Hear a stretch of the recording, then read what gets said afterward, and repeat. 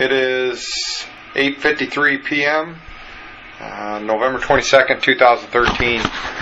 We are at the Mercer County Sheriff's Office. My name is Special Agent Anthony Romeo.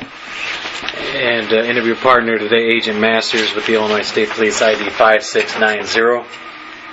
And today we are interviewing, just go ahead and spell your name. It's very sensitive. It'll pick it all up, no problem. Shawn Dale, Seandale. And Shawn, what is your birthday? 12572. And an address?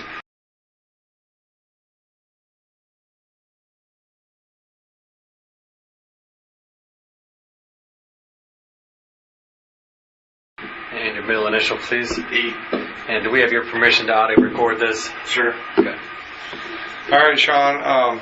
Basically, just going to ask you to recall the incident that took place earlier today. It was approximately what time, Brian? Approximately 11 a.m. 11. Just tell us what you were doing and where you were at and what you saw. I actually seen the two pass me. Okay, tell me first of all, where you were on I-88? I-88 going east.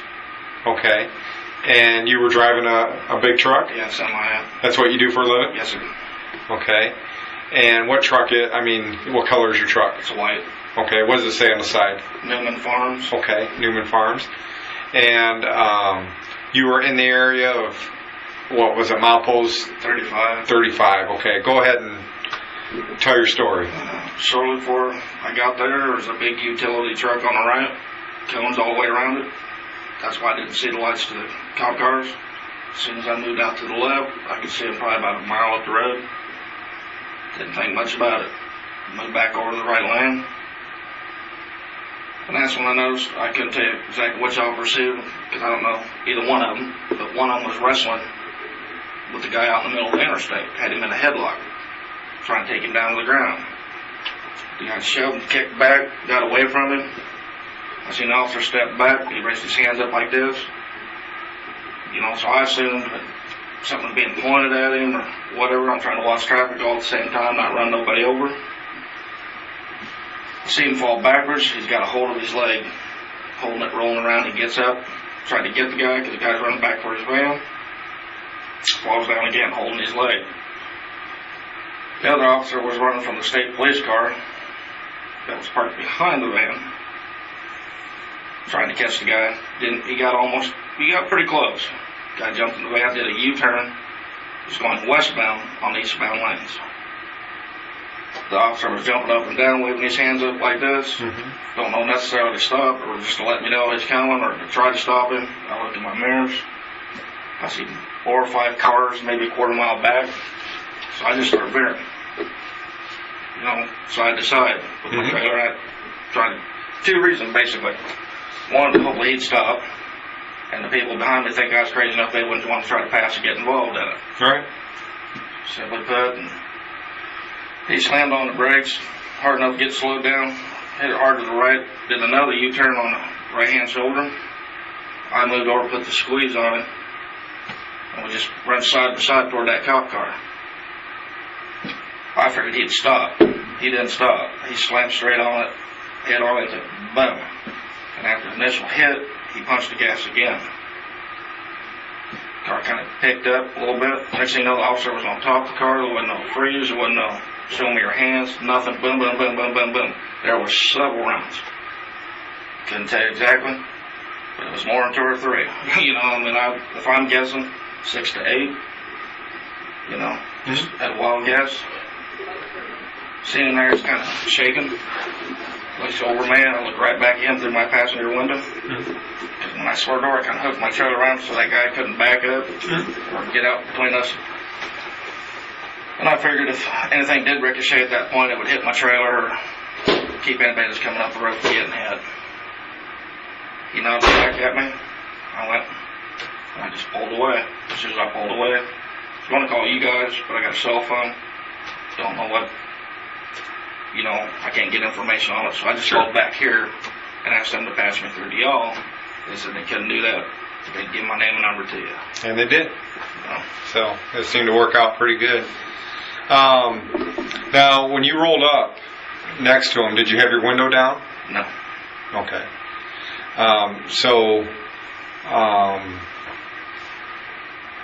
Did you see? Do you know the difference between the trooper that was there and the other officer was there? Could you tell there was two different officers there Yes, from I two did. different departments? One was a conservation officer. Right. He was parked in front. Okay. And the other was a trooper. Right. Where was the trooper when all this was happening? I'm not sure which one was which.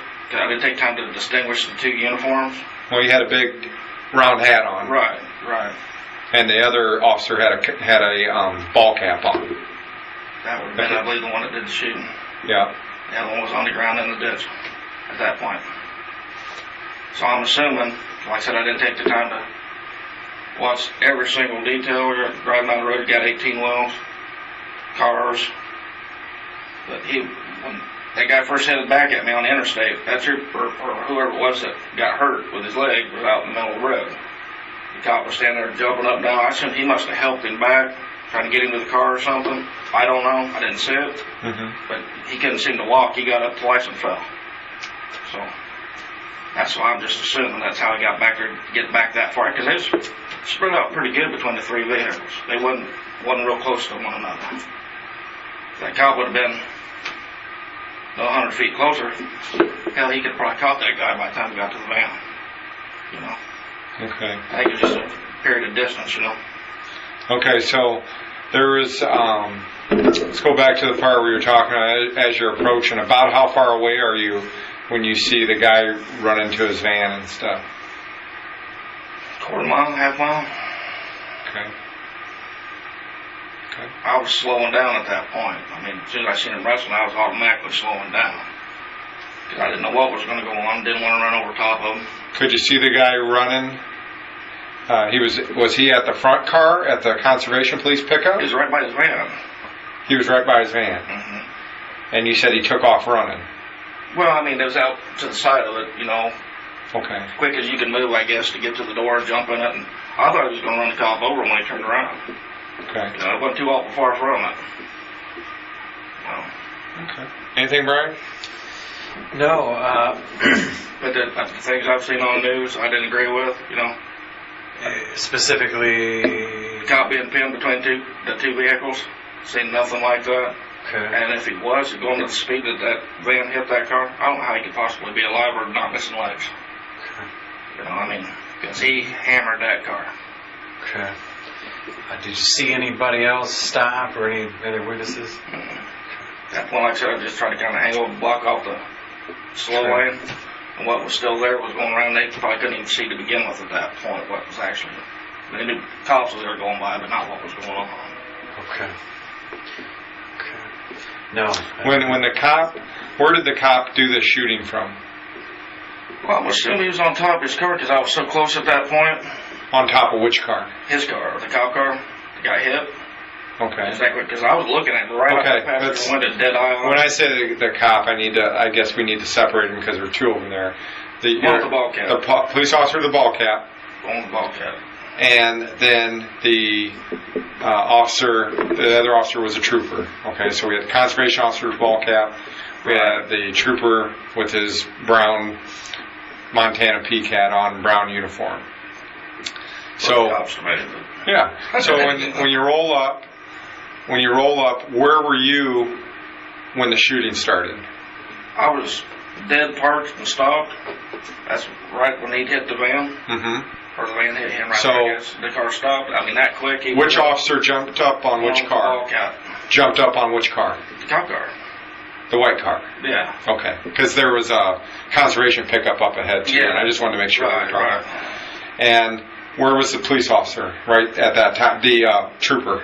Down on the ground. Kind of off behind the car there. I see him rolling around. I mean, I couldn't see him holding his leg at this point, but I could see his face, and he looked like he was in a lot of pain. You know. Was he? From where I saw the cars when I got there, where was he? He was on the ground, but how could you see him? Because the cars were right next to each other. They were crunched. Right? Right. Well, when he hit it, it moved. I seen him for a second. You know, as I'm pulling away or whatever, he was down on the ground behind the car. Okay. Okay.